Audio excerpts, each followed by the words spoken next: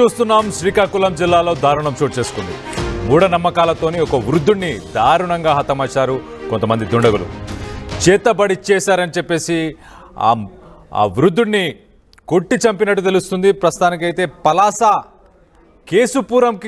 కేసుపురం గ్రామానికి సంబంధించిన ఈ సంఘటన చోటు చేసుకుంది. ఊళ్ళో చేతబడి చేస్తున్నాడంటూ చెప్పేసి ఉంగా రాములు అని చెప్పేసి 85 సంవత్సరాల వృద్ధుడిపై ప్రస్తుతానికైతే ఆరోపణలు ఉన్నాయి. ఆరోపణల తర్వాత తనని ఇంట్లోంచి ఈడ్చుకొని బయటికి తీసుకెళ్లి కర్రలతోని అతి దారుణంగా అతి కిరాతకంగా ఆయనను కొట్టి చంపినట్టు తెలుస్తుంది.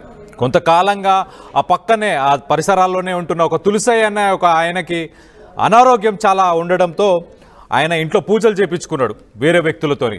పూజలు చేపించుకున్న సమయంలో ఆయనపై చేతబడి చేశారని చెప్పేసి ఆ పూజలు చేసిన వాళ్ళు ఎవరో చెప్పారు.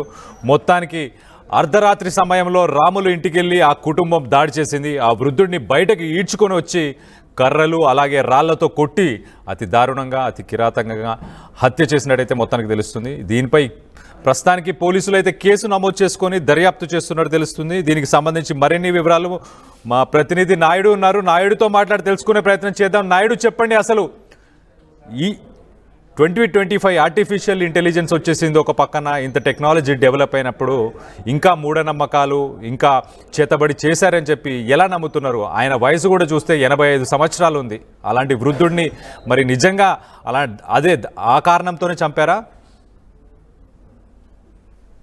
కళ్యాణ్, చూస్తే మాత్రం కేసుపురం గ్రామానికి సంబంధించినటువంటి రాముడు హత్య విషయంలో మాత్రం పాత కక్షలతో పాటు చేతబడి చేశారన్న ఆరోపణలు కూడా ఉన్నాయి. ప్రస్తుతం మాత్రం ఏదైతే ఈ చేతబడి ఉందో ఆయన తులసయ్య అన్న వ్యక్తి మాత్రం కొన్నాళ్ళుగా దీర్ఘకాలిక వ్యాధితో బాధపడుతున్నారు. మెంటల్ గా కూడా పూర్తిగా మానసిక స్థితి పోయింది. కాకపోతే ఎంతమంది వైద్యుల దగ్గర తిప్పినప్పుడు కూడాను ఆయన రుగ్మత నయం కాకపోవడంతో చివరికి ఆ గ్రామస్తులు మాత్రం దాసుని దగ్గరికి వెళ్ళడం పరిపాటి. అందులో భాగంగానే తులసయ్య సంబంధించిన బోరుభద్ర అంటే సంతబొమ్మాలి మండలం బోరుభద్ర గ్రామానికి చెందినటువంటి దాసుని సంప్రదింపులు జరిగింది. ఆయన గ్రామానికి వచ్చి ఆయన ఇంట్లో క్షుద్ర పూజలు నిర్వహించగా రాముడు అనే వ్యక్తి మాత్రం సిల్లింగ్ పెట్టారని నిర్ధారించారు. ఈ విషయం తెలిసిన కుటుంబ సభ్యులు, అదేవిధంగా ఎవరైతే బాధితులున్న తులసయ్య వీళ్ళందరూ కలిసి రాత్రి 11:30 సమయంలో, ఎందుకంటే దాసుడు 10:30కి గ్రామం విడిచి వెళ్ళిపోవడంతో మాత్రం ఆ కాలనీలో ఉంటున్న రామయ్య ఇంటికి వెళ్ళారు.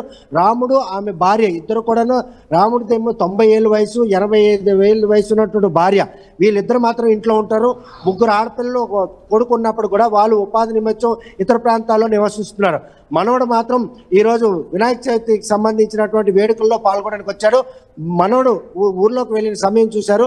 మొత్తం ఆ 8 మంది ఆ ఇంటికి వచ్చి తలుపులు కొట్టగా వృద్ధుడైన రాముడే వచ్చి తలుపులు తీయడం జరిగింది. తీసిందే తడుక ఆయనపై బురద నీళ్ళు జల్లి ఆయన బయటికి ఈడ్చుకొచ్చి కర్రలతో కొట్టి చివరికి తలపై మాత్రం బండరాయితో మోది హతమార్చారు. అంటే గతంలో కూడాను ఆయనపై రాముడిపై పలు అనుమానాలు ఉన్నాయి. ఆయన చేతబడి చేస్తున్నాడు నిర్ధారణ అయితే మాత్రం ఎట్టి పరిస్థితుల్లో రాముడు మాత్రం హతమార్చుకునేటువంటి భయం రాముడిలో నెలకొన్నా కూడా ఈ విషయాన్ని మాత్రం కుటుంబ సభ్యులు ఎవరికీ చెప్పలేదని ఆర్టీవీతో కుటుంబ సభ్యులు కూడా చెప్పడం జరిగింది. కాకపోతే రాముడు చేసినటువంటి ఈ చేతబడి ఏదైతే ఉందో అది మాత్రం నిర్ధారణ కావడంతోనే రాముడిని ఈరోజు హతమార్చారు. మొత్తం 8 మంది ఆ హత్యకు పాల్పడ్డారని మాత్రం ఎవరైతే హంతకుడు కుటుంబాలు ఆరోపిస్తారు. మరోవైపు గ్రామంలో మాత్రం దీర్ఘకాలిక రుగ్మతలతో ఎవరైనా బాధపడితే మాత్రం వైద్యుడి దగ్గర వెళ్ళడం అయితే జరుగుతుంది. కానీ అక్కడ ఆ చికిత్స నయం కాకపోవడం, ఆ రోగం కనుక నయం కాకపోతే వారు దాసుని సంప్రదిస్తుంటారు. ఇది పరంపరగా వస్తున్నటువంటి ఆ గ్రామస్తుకు ఉన్నటువంటి ఆచారం.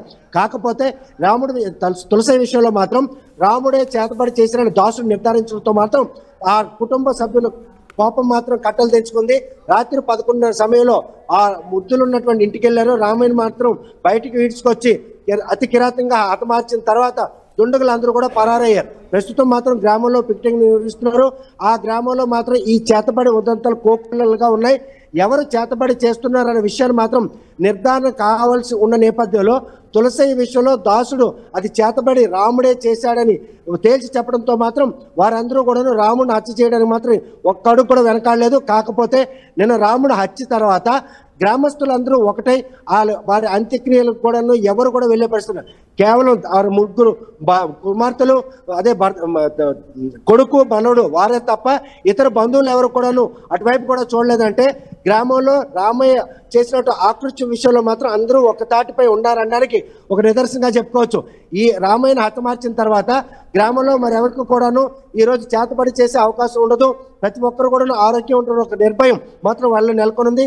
తులసయ్య మానసిక స్థితి బాగోలేకపోవడంతో పాటు చేతబడి చేశారనే నిర్ధారణ కావడం మాత్రం ఈరోజు రామయ్య హత్యకి మాత్రం కారణమైంది అనడంలో ఎటువంటి అచ్చకు లేదు. కేశపురం గ్రామంలో మాత్రం గత కొన్నాళ్ళుగా ఇటువంటి చేతబడి కార్యక్రమాలకు పాల్పడుతున్న విషయం తెలిసినా ఎవరు కూడా నిర్ధారించకపోవడం, నిన్న ఎవరైతే ఆ దాసులు వచ్చి తులసయ్యకి మాత్రం చేతబడి చేశారో అది కూడా రాముడే చేశారు. 90 ఏళ్ళ వయసులో ఆయనకి ఈ క్షుద్ర విద్య ఏదైతే ఈ చేతబడి విద్య ఎలా గబ్బింది, గత కొన్నాళ్ళుగా ఎంతమంది మంది దీన్ని ప్రయోగించారు, ఎంతమంది చనిపోయారు, ఇవన్నీ కూడా ఒకటొకటిగా వెలుక్కొస్తాయి. ఈ విషయం తెలిసిన తులసయ్య మాత్రం బంధువులు అందరూ కూడాను ఇంటిపైకి వెళ్ళి ఆయన హతమార్చడం జరిగింది. ప్రస్తుతం మాత్రం గ్రామంలో పికెటింగ్ నిర్వహిస్తున్నారు. పరారిలో ఉన్న నిందితుల కోసం పోలింగ్ ఇస్తున్న మాత్రం గాలిస్తున్నారు. చేతబడి చేస్తున్నారన్న అనుమానం నిర్ధారణ కావడంతోనే రాముడిని హతమార్చారన్న విషయం మాత్రం స్పష్టం అవుతుంది. Kalyan. Right Naidu, thanks for the update. Srikakulam జిల్లాలో దారుణం చోటు చేసుకుంది. మూఢనమ్మకాలతోనే ఒక వృద్ధుడిని దారుణంగా హత్య చేశారు. అక్కడ అతన్ని అర్ధరాత్రి పూట అతని ఇంట్లోంచి బయటికి ఈడ్చుకెళ్ళి కర్రలతో రాళ్లతో కొట్టి చంపినట్టు తెలుస్తుంది. దీనికి సంబంధించి కుటుంబ సభ్యులు ఏమంటున్నారో ఒక్కసారి వినే ప్రయత్నం చేద్దాం. నైట్ 12 గంటలకు ఫోన్ వచ్చేసరికి నేను ఇలాగ ఇంటికి వస్తాడికి ఇక్కడ మా తాతగారు అనేది రోడ్డు మీద పడి ఉన్నారు, అంటే చనిపోయి పడి ఉన్నారు. ఏమని వివరాల్లోకి వెళ్తే ఊరిలోకి అంటే ఇలాగ ఒక దాసుడు ఎవరో వచ్చారు, ఒక ఫ్యామిలీకి బాగాలేని దాసుడు ఎవరో వచ్చారనేసి ఆ దాసుడు వెళ్ళిన వెంటనే ఆ ఫ్యామిలీ వాళ్ళు వచ్చి ఈ వ్యక్తి మీద దాడి చేయడం జరిగింది. దాడి చేయడం వల్ల ఏంటంటే మనుషులు అంటే ఒక 6 మెంబర్స్ వచ్చి అతని మీద దాడి చేయడం జరిగింది. అతను ఏజ్ పర్సన్ అని ఆలోచించకుండా కూడా దాడి చేసి అతని ప్రాణాలు అనేది కోల్పోయే విధంగా చేశారు. కానీ వాళ్ళు అసలుకి ఎటువంటి గొడవలు అనేవి లేవు, వాళ్ళకి ఫ్యామిలీకి ఎటువంటి గొడవలు అనేవి లేవు. అతని ఏజ్ పర్సన్ చూడకుండా కూడా ఒక దయాదాక్షిణ్యం లేకుండా కూడా వాళ్ళు ఏంటంటే ఒక పసివిలా అంటే ఒక సైకోలా వచ్చి ఒక 4 మెంబర్స్ అబ్బాయిలు వచ్చేటంటే వాళ్ళతో లేడీస్ కూడా వచ్చేటంటే వాళ్ళు చంపడం అనేది జరిగింది. ఒక పెద్ద రాయితో నెక్స్ట్ ఏంటంటే కట్టెతో కొట్టడం జరిగింది. వాళ్ళు ఇప్పుడు కాదు ఎప్పుడు నుండో పాపం వాళ్ళకి వేధింపులు అనేవి అంటే తిట్టడం గట్రా చేస్తున్నారు. కానీ గొడవలు కనేది ఇప్పుడు అతను ఇంతవరకు ఎవరితో గొడవకి వెళ్ళడం లేదు. అతను ఒక పొలము ఇల్లు తప్పించి అతనికి ఏ లోకం అనేది తెలియదు. అలాంటి వాడిని వీళ్ళు ఒక ప్లాన్ పరంగా వేసి అతన్ని చంపడం అనేది చాలా బాధాకర విషయం. కాసుబుగ్గ పోలీస్ స్టేషన్ పరిధిలోని కేశపురం విలేజ్లో వంగ రాములు 80 years ఈయన యాదవ క్యాస్ట్ బట్టిగలూరు పంచాయతీ చెందిన వ్యక్తి తను వ్యవసాయం చేసుకొని జీవిస్తుంటాడు. గ్రామంలోని ప్రతి చిన్న సమస్యని కూడా ఈయన సెల్లింగ్ పెట్టడం వల్లే జరిగిందని నేరారోపణలు చేస్తూ ఒక తప్పుడు ప్రచారాలు చేయడం అన్నది గ్రామంలో ఒక పరిపాటు అయిపోయింది. ఇదే విధంగా నిన్న రాత్రి అంబటి తులసిరామ్ అని ఆయన కుటుంబ సభ్యులు సుమారు ఒక 7 మంది తనకి అంబటి తులసిరామ్ యొక్క ఆరోగ్యం బాగాలేనందువల్ల తను ఒక యాక్చువల్గా సైకాటిక్ పేషెంట్. తనకి అనారోగ్యంకి ఈ వంగ రాములే బాధ్యుడు, ఇతనే సెల్లింగ్ పెట్టడం వల్ల తనకు అనారోగ్యం వచ్చిందని చెప్పేసి ఊర్లో ఒక రూమర్ పుట్టించడం.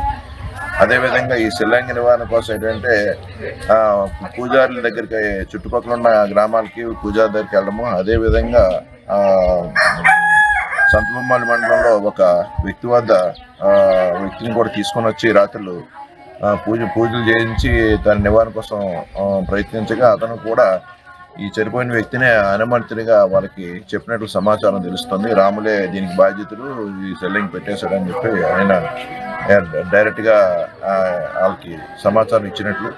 దాని మీద అతను ఈ అంబటి తులసిరాము అతని కుటుంబ సభ్యులు అందరూ కూడా రాముడి ఇంటి వద్దకు వచ్చి ఇంట్లో నిద్రపోతున్న అతన్ని బయటికి లాగి రాయితోని కర్రలతోటి నెత్తి మీద కొట్టి తన మీద చంపేశారు.